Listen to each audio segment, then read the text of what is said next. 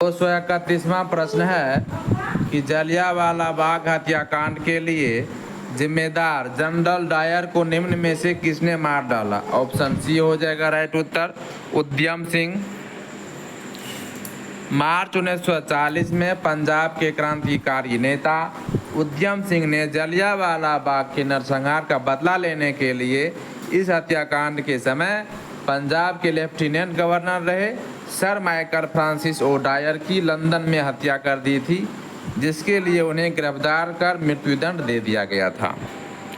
232वां प्रश्न है कि किसने खिलाफत आंदोलन को हिंदुओं और मुसलमानों की एकता के एक ऐसे अवसर के रूप में देखा जो 100 वर्षों में भी पुनः प्रस्तुत नहीं होगा।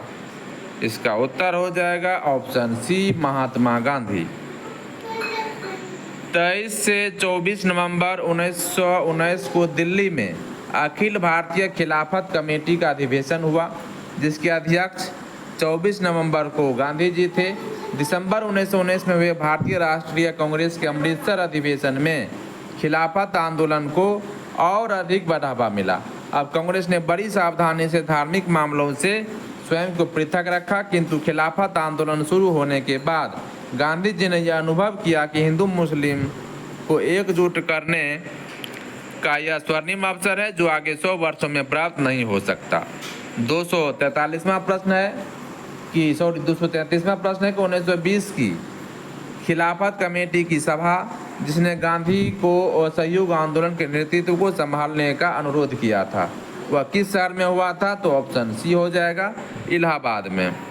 गांधी जी ने 1920 में खिलाफत कमेटी को अंग्रेजी हुकूमत के खिलाफ असहयोग आंदोलन छेड़ने की सलाह दी।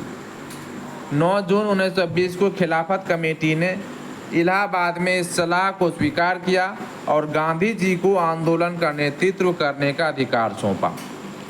सितंबर 1920 में कलकत्ता में लाला लाजपत राय के नेतृत्व में हुए कांग्रेस के विशेष अधिवेशन में असहयोग आंदोलन को प्रारंभ करने का निर्णय लिया गया। अगला प्रश्न है 234 नंबर का। गांधी जी के असहयोग आंदोलन में लोगों को शराब से परहेज करने का आग्रह किया गया। फलस्वरूप सरकार के राजस्व में भारी कमी आई। एक प्रदेश की सरकार ने लोगों को फिर से शराब पीने को प्रेरित करने के लिए प्रमुख व्यक्तियों की एक सूची प्रसारित की जो शराब पीते थे। उस प्रदेश का नाम बताइए। तो इसका उत्तर हो जाएगा ऑप्शन बी, बिहार। गांधी जी के असहयोग आंदोलन के फलस्वरूप लोगों के शराब से परहेज करने के चलते सरकार के राजस्व में भारी कमी आई। अतः बिहार एवं उड़ीसा की सरकार ने शराब को स्वास्थ्य के हित कर प्रभावों को प्रचारित करने के लिए ऐसे महान एवं प्रसिद्ध लोगों की एक सूची जारी की जो शराब का सेवन करते थे। इस सूची में Sikandar, Julius Caesar, Napoleon, Shakespeare आदि शामिल थे। आगे बढ़ते हैं और अगला प्रश्न है 235 नंबर का कि महात्मा गांधी ने खिलाफत आंदोलन का समर्थन क्यों किया। इसका उत्तर ऑप्शन बी हो जाएगा। गांधी जी ने अंग्रेजों के खिलाफ अपने आंदोलन में भारतीय मुसलमानों का सहयोग प्राप्त करना चाहा था। अंग्रेजों द्वारा तुर्की साम्राज्य का विभाजन करने के विरुद्ध खिलाफत आंदोलन प्रारंभ हुआ। दिल्ली में 24 नवंबर 1919 को होने वाले खिलाफत कमेटी के सम्मेलन की अध्यक्षता महात्मा गांधी को प्रदान की गई। दिसंबर 1919 में हुए भारतीय राष्ट्रीय कांग्रेस के अमृतसर अधिवेशन से खिलाफत आंदोलन को और अधिक बढ़ावा मिला। गांधी जी ने इसे हिंदू मुस्लिम एकता के एक ऐसे स्वर्णिम अवसर के रूप में देखा जो आगे 100 वर्षों में भी नहीं प्राप्त हो सकता।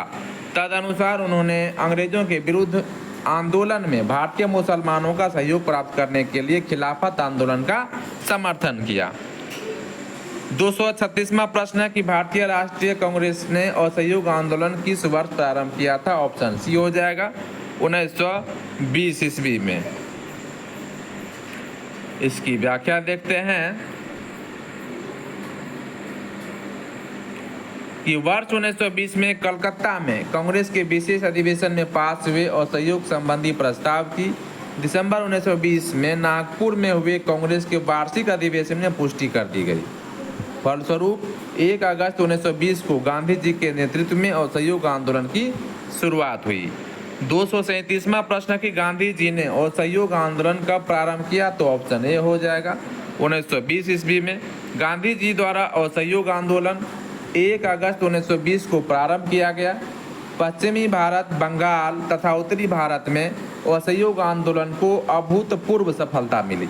असहयोग आंदोलनों के दौरान ही मोतीलाल नेहरू, लाला लाजपत राय, सरदार वल्लभ भाई पटेल, जवाहरलाल नेहरू तथा राजेंद्र प्रसाद न्यायालय का बहिष्कार कर आंदोलन में कूद पड़े थे।